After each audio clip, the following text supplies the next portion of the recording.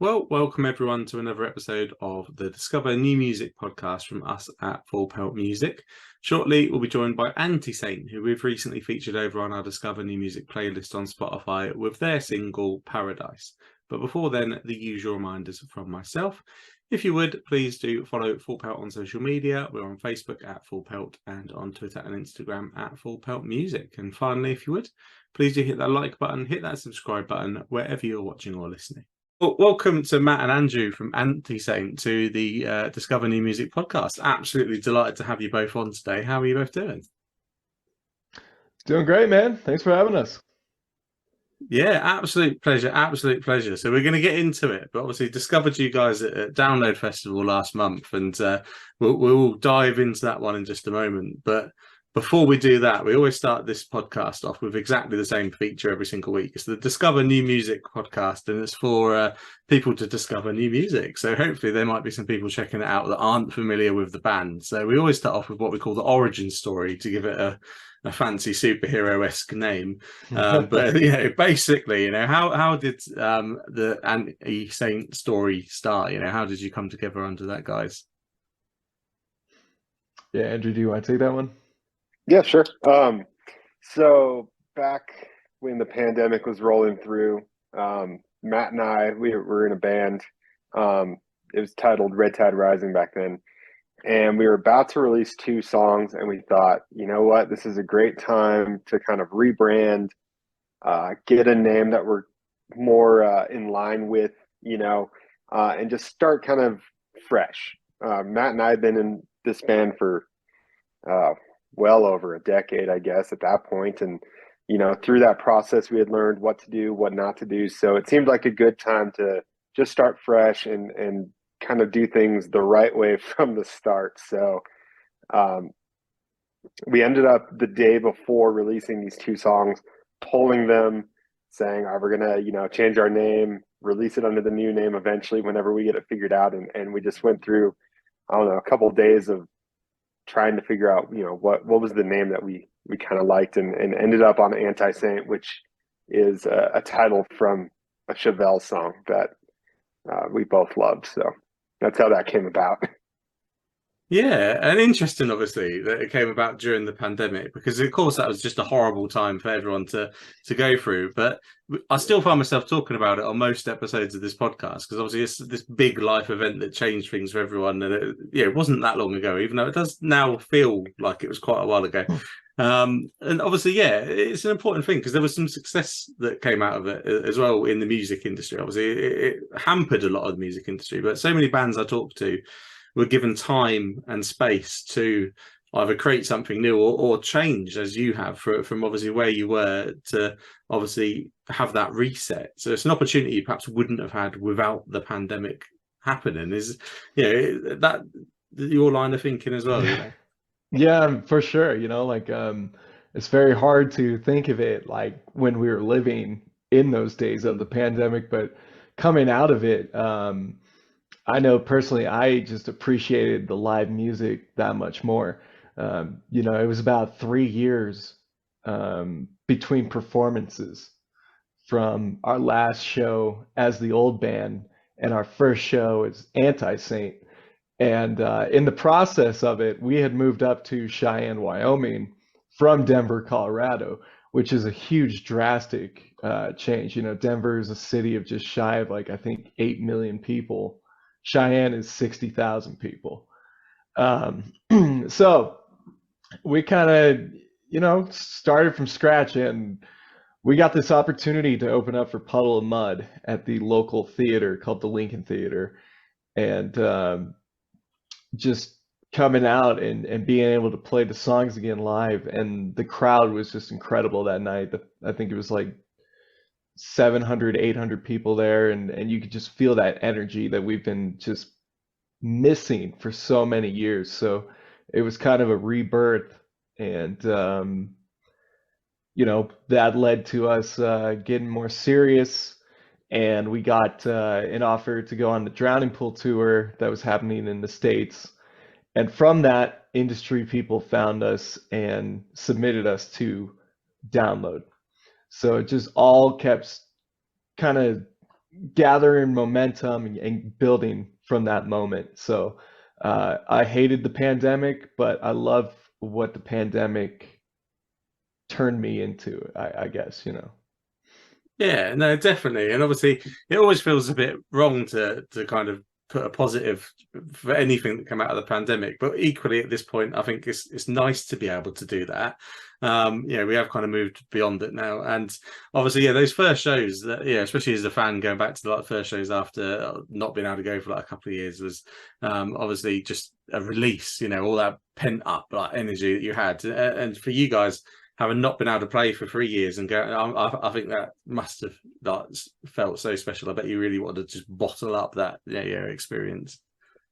Oh yeah, it's still probably my favorite show that we've played. I mean, we really haven't played that many shows as Anti-Saint, but it was such an easy show, and like like you said, as a fan, having all that time away from live music, you appreciate it that much more. We as a band appreciate it that much more. We felt that at that show at the Lincoln because, I mean, from the first couple notes, I felt like we had already won the crowd over.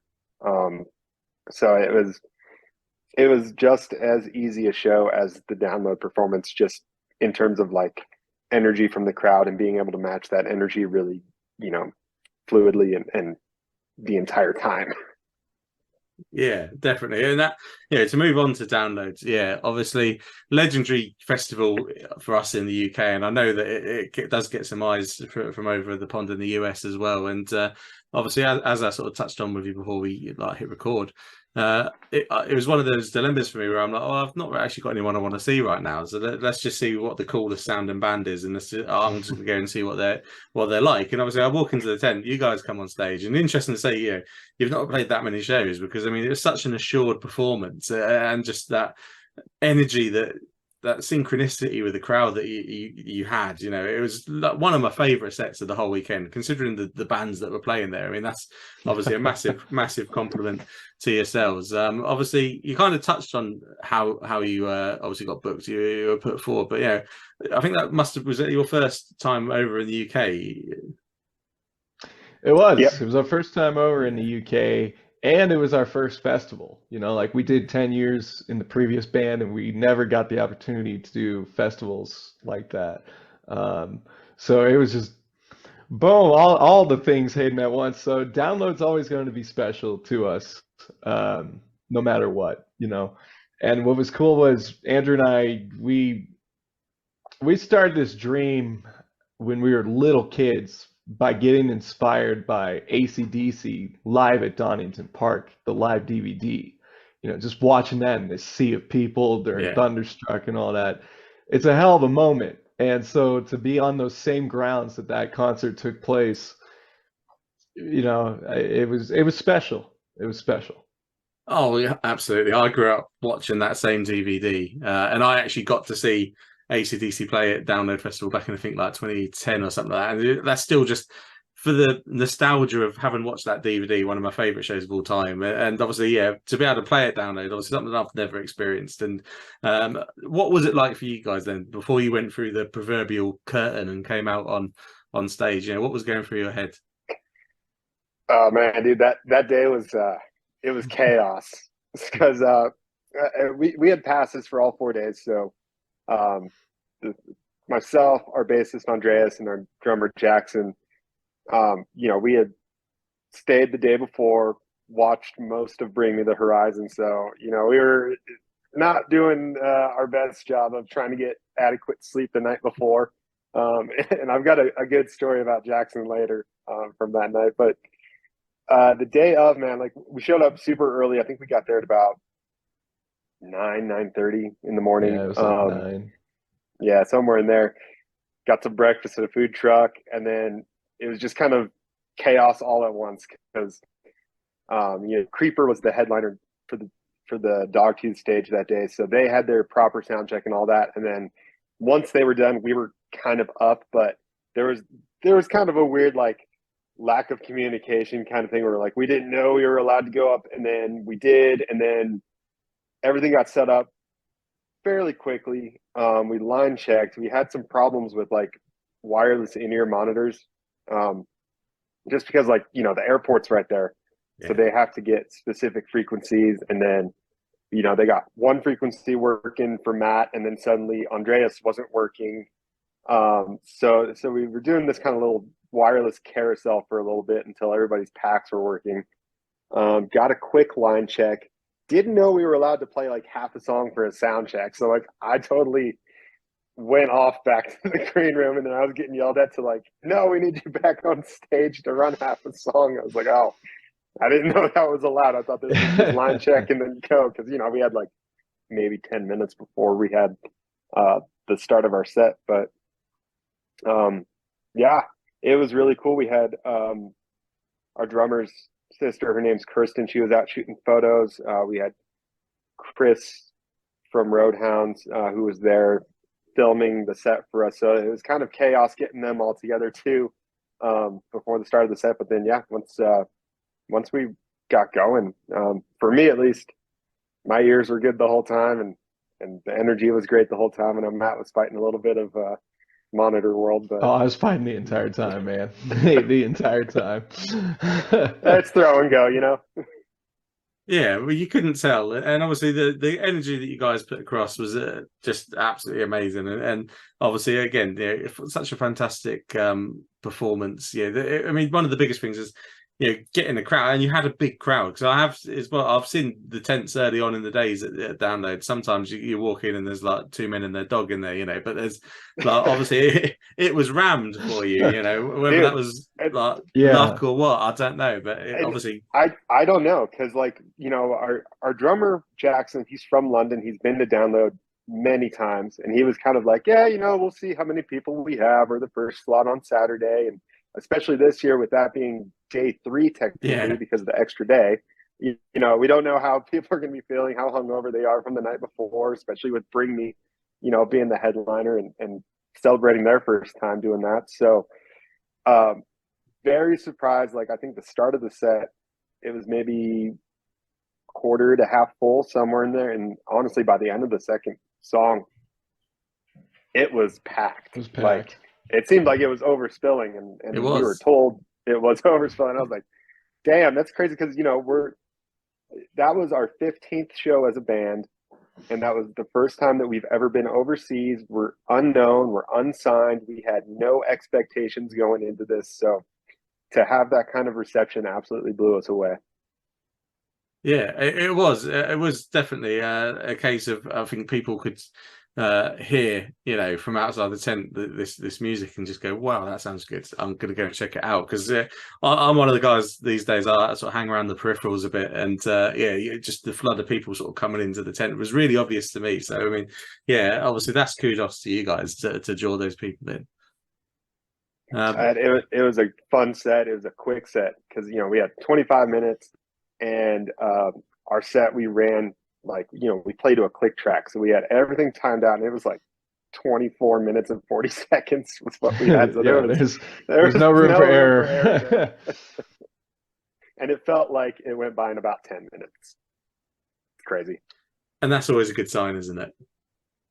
No, Yeah. it's honestly like really cool. Like everything that happened afterwards, just the different perspectives from social media. Like we had people similar to your story. Like we didn't know what to check out, so we went to the tent because the Anti-Saint sounded cool. But we also had like people like, oh, we were at the wrong stage. Like they were probably like trying to go to the Avalanche stage, which is similar, it's tent stage. Yeah. But they're like, and we stayed because it was awesome. Like, just all these different perspectives and things like that.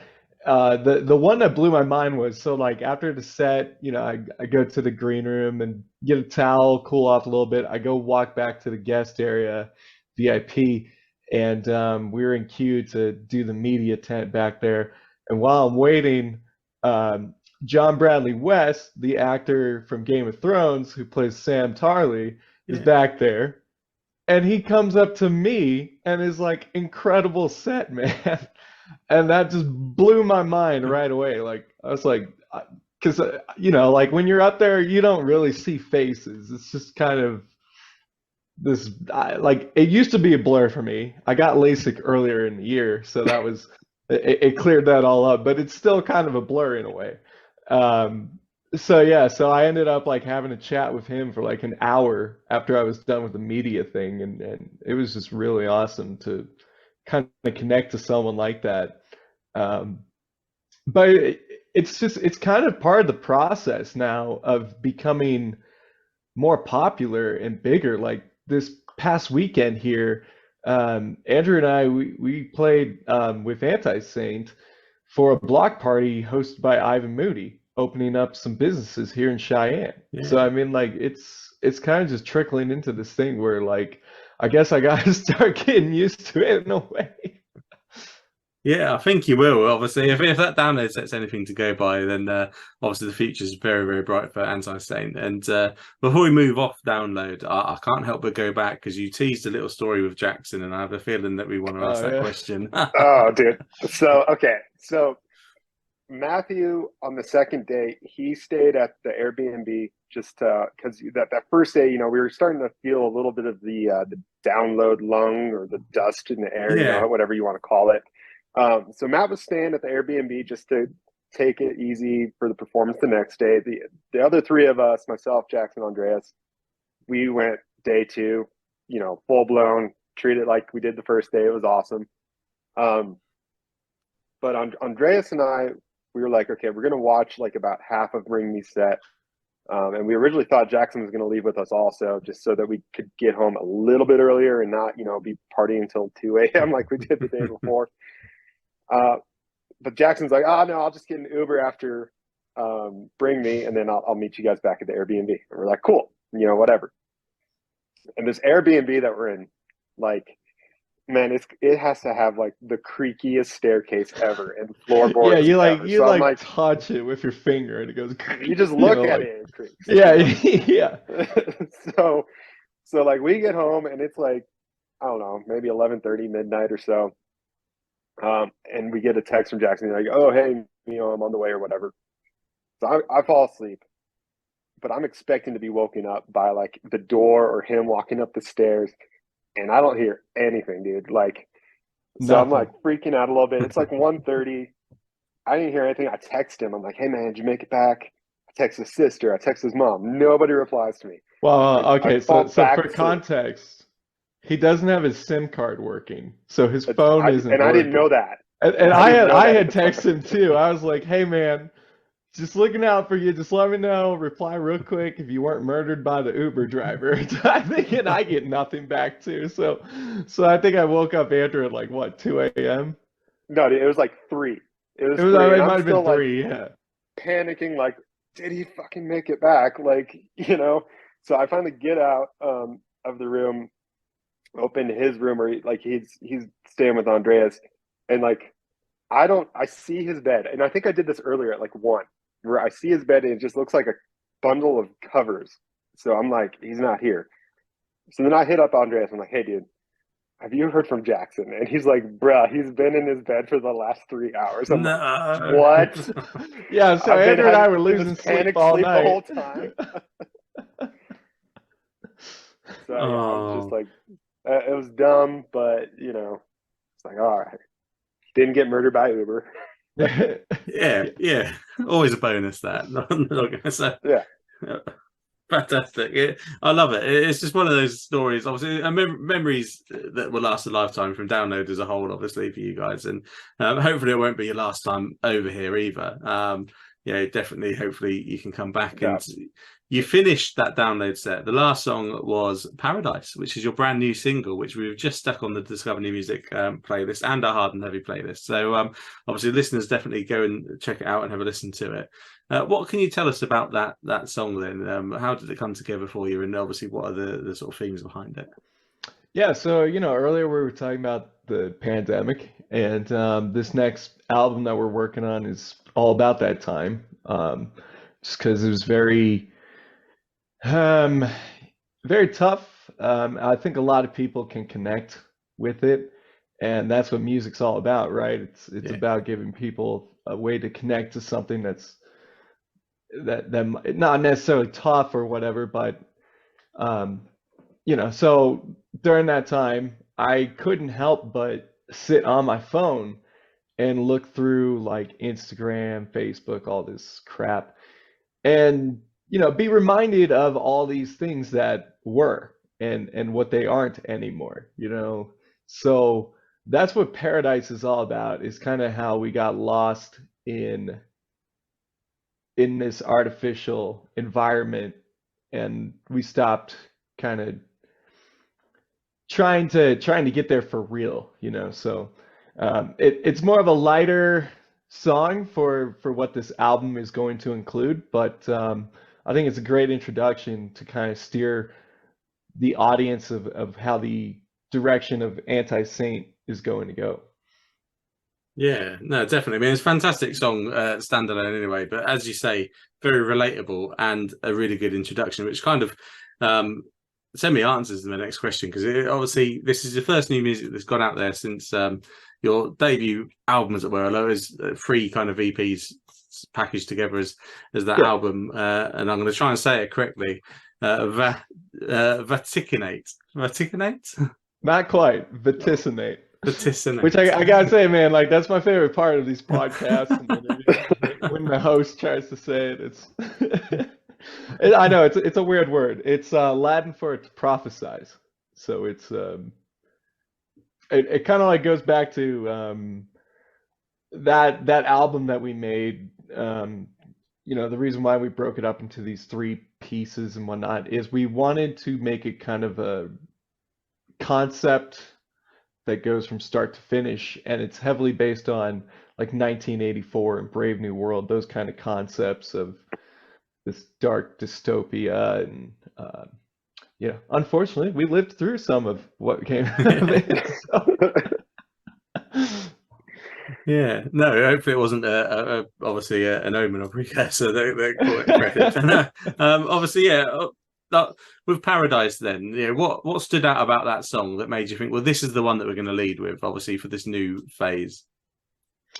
Yeah, so we wanted something more on the lines of radio friendly, obviously, to push out and get people behind it. But I think it was just a good introduction because, like I said, we were all coming off of sitting on our phones looking at things and all that stuff.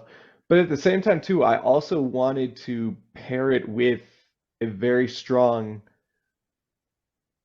music video. Unfortunately, we couldn't like get a real live action music video put together.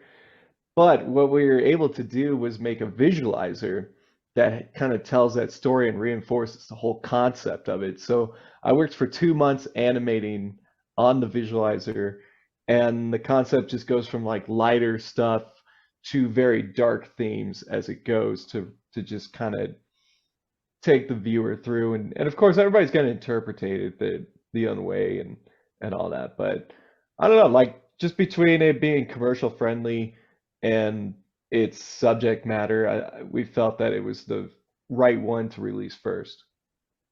Yeah, no, and it has worked really well, and so has that visualizer. So obviously, well done for obviously the painstaking work you put into that. Because Thank you. I always try and draw attention to the videos, because I think it's always a lost art, music videos, and obviously a lot of it comes down to cost these days. But that obviously works really, really well, and listeners can go and find it on YouTube, and we'll have the link in the bio of this episode where they can go and check that out. And I definitely encourage them to do that. Yeah, so obviously well done for that one. And obviously, just to finish off as well around Vaticinate. Vaticinate. You'll get it. You'll get it. I was even practicing ahead of the recording. Oh dear. I will get it. I'm going to keep practicing. That's going to be my new favourite word from now on. Right. But obviously, just to wrap up, the conversation on that.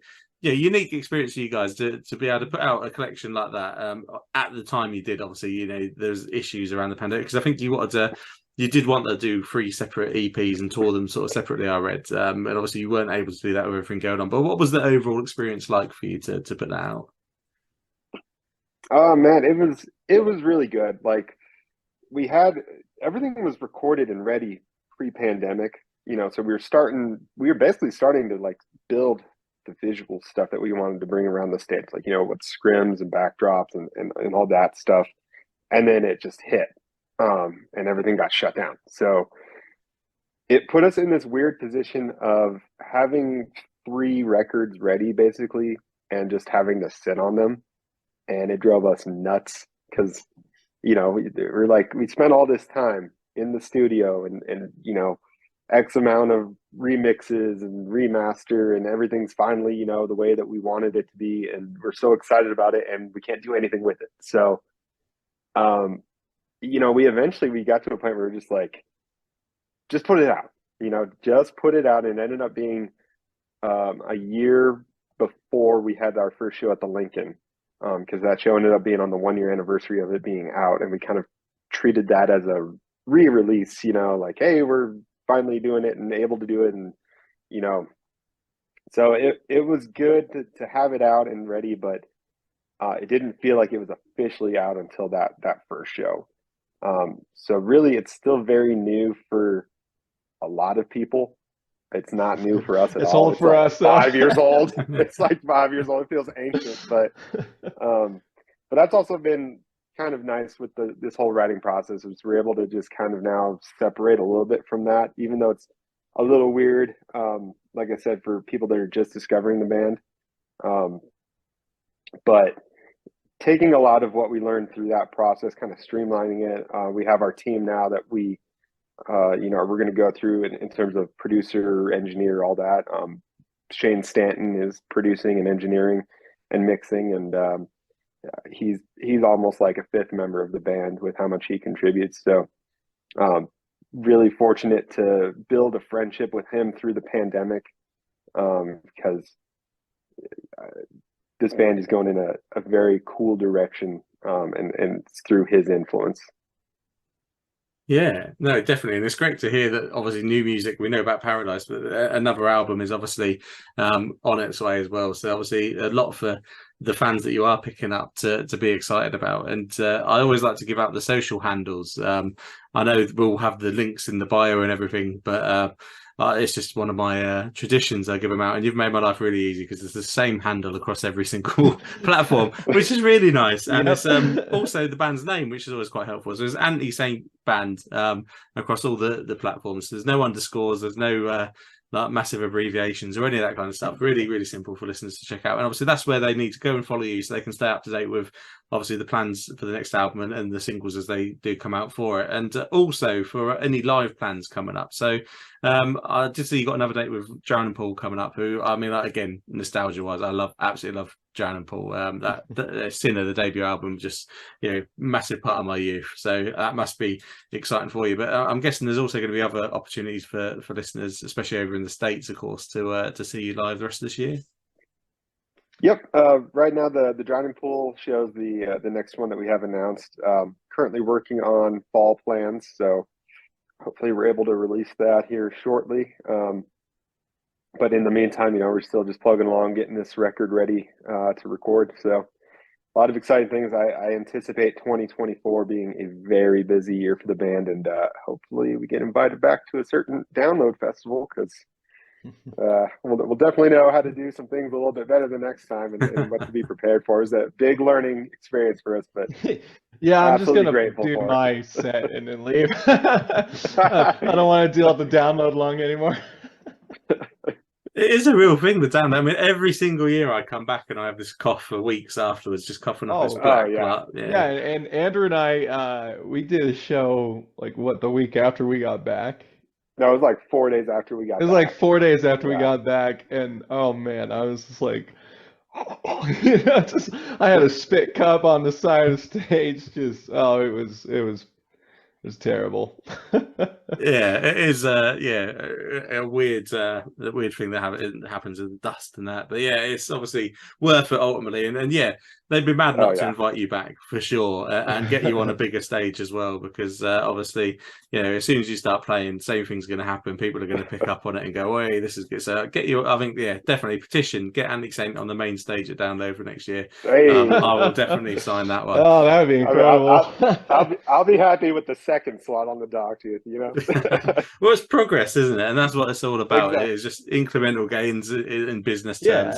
Yeah. I mean, that's what was kind of cool about being, Bring Me wasn't on our day, but it was on the festival. So like, you know, they start from the bottom and climb their way all the way up to the top. So Yeah, funny thing. The first time I ever saw them, I'd never heard of them. It was Download Festival 2007. They were in one of the tents, one of the smaller tents, first or second band on, and I again looked at the name and thought, yeah, they'll do. And I went and watched them, and obviously now they've yep. headlined. So perhaps that's an omen for you guys, headline and Yeah, Download all in the right. future. Absolutely fantastic. Obviously, it's been absolutely amazing chatting with you. Got one section that we always close off with on the podcast, and it's called Setlist Science. I'm a massive geek when it comes to set lists, and I always love this portion of the podcast. So obviously you've not played many shows as Anti-Saint, but you've got that background as well. So obviously, hopefully, you've given it some thought in the past. The main question here is, how much importance do you place into the structure of a set list, and have you got any rules that you tend to follow?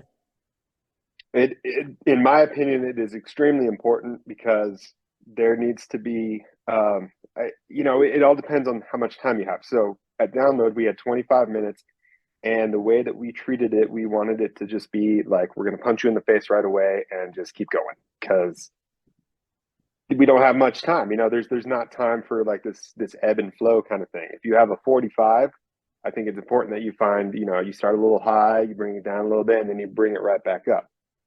Just because you're taking the audience on that musical journey with you. So it is very important. We take a lot of time as we build set lists and play them out. And Matthew and I will rehearse them and see, how did that feel? So yeah, it's very important. I think lately, we end our set with Paradise because we want that to be the last thing that is in people's minds, to go check out the new single. And we typically like to open heavy. So it's been our song Fear lately that we open with. But as you know, your songs and the way that they flow into each other, the set list kind of builds itself in a way. Yeah, I'm glad to hear that you've given them some thought. So you definitely passed my test, and I love the concept of ending on something like Paradise, which I would describe. I don't know if you've heard the term, but I'd call it an earworm. So Yeah. it's just something that gets itself in your head, and later on in the day when you're just sort of chilling out at Download or wherever you are, it might be the next morning after a gig in the evening. That's the one that's stuck in your head, and that's the one that makes you go back and check that band out, and obviously follow them on social media, Anti-Saint band. So yeah, no, definitely love that. And the second part of the segment now focuses on encores because it's become a bit of a debate. So simple question. We tried to make it a simple question. Encores, yes or no? For me, no. I think it's a waste of time, honestly. I think if you're gonna do something, like if you need a break at some point, just do what Tool does, where they literally put up a clock and they walk off the stage and they're like, "We'll be back in 10 minutes," with a smug smiley face looking at the crowd. It's just one of those things where it's like at the biggest level, of course you're gonna see it because it's just tradition. Yeah. But I think new bands, like I didn't stay around for Bring Me, obviously. I don't know if they did that kind of encore thing or not, but no, like Nothing More and like those kind of mid-tier new emerging bands, they'll straight up say, "Look, we're not doing an encore. Here's our last two songs," 'Cause, it also comes down to how much time you have left and if the show's on schedule. Like I think at number one, if the show's running behind and you do like that encore thing, it's just no, don't do it. Like try to end on time again and whatnot. I think the only time that like Anti-Saint would ever do an encore would be if it is like truly genuinely demanded, like something that we don't plan kind of thing, because like I've had the pleasure of working with Drowning Pool for the last 10 years, and they don't do encore, but there's been 2 maybe 3 shows that I can remember that they did do an encore because like nobody was gonna leave, kind of thing. And it would be weird things too, like in Japan, like they played a Bon Jovi song and it was just, out of left field. So things like that, I'm down for if it's like a truly organic kind of demanded encore. But the planned out set list encore to me is Eh, Yeah. See, Setlist Geek, I always thought myself a traditionalist, like, yeah, encore tradition. But no, I have swung and I am, yeah, kind of definitely against it now. I love, like you say, if it's organic, yeah, definitely. But as a setlist geek, I tend to like know what the setlist is. I spoil it really. I know what the setlist is before I go and see a show because I look at what the band are playing. And there was once recently where the band were behind, as you say, on the timescale, and they still went off of the encore, but they cut a song, and I just thought, Why? I'd rather have heard that song than just sat and stare. Yeah, I know it's yeah, part of Yeah. the mystique in it, but no, I'd much rather have heard you play that song. So yeah, no, definitely. I'm with you both on that one. And yeah, no, absolute pleasure. Obviously talking to you on the podcast, and yeah, absolute pleasure discovering you at Downloads, and definitely going to be monitoring the band in the future to see what comes. Looking forward to the new album, and listeners need to follow you on social media, as we say, to keep up to date with you. And hopefully, if the listeners are in the UK, that will mean in the future we'll see some more UK shows. But yeah, always give the final message to the guests. So, what would be your final message for the listeners today? I'll just thank you for being a fan, checking us out, giving us a chance. Like you said, it is nerve-wracking going over there as an unknown band. So everybody who took the gamble to come to the tent at 12:30 in the morning, nothing but love for you guys. And follow us on all the social medias at Anti-Saint Band, so you can stay up to date. And hopefully we are back in the UK very, very soon, because we had an excellent time out there. That is for damn sure.